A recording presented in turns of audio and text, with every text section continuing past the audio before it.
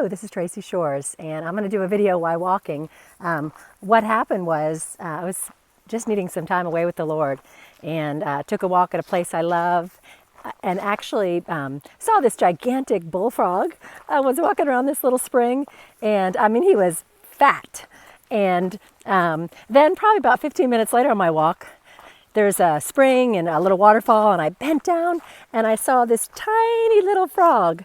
And I was like, oh, I got to get a picture of that for my kids. I mean, it's like oh goodness, maybe not even a half an inch.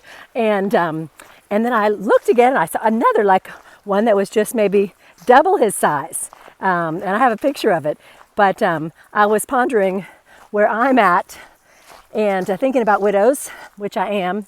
And I'd been thinking even earlier in the week about the pioneer days, because I guess I've watched one too many romance. But it seems in those days, the woman couldn't survive really the harsh realities of, the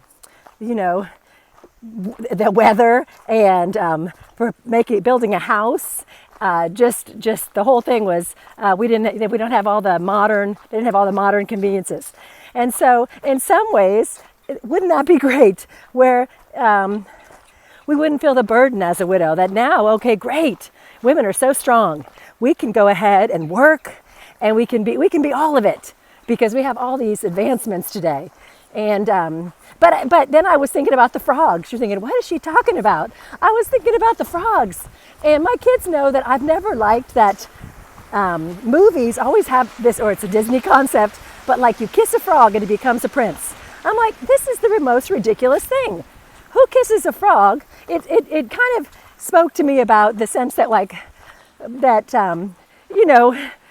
things that maybe were glaring, that you shouldn't have chosen that person, and but you're going to kiss him, and then he's going to turn out wonderful. And really, that's not the case. I mean, I'm not saying there's not great stories of people growing together and becoming who they need to be and things like that. But actually, the other thought that came to me is when I saw those tiny frogs, I had bent down and I didn't see anything. And I was just looking, and I saw that little frog, and I thought, okay, look a little closer. Look a little closer. And I think that's what I want to say to people who, pain and grief is a complicated thing. And sometimes on the surface, we might look like we're doing great.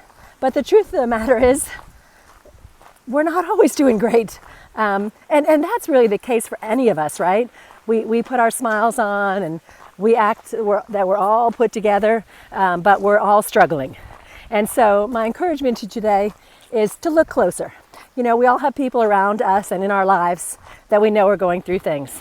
And maybe you're thinking, you ask them and they say, oh, we're doing okay, but look a little closer, because you may find that they're not as great, and that they do need help. We all need help.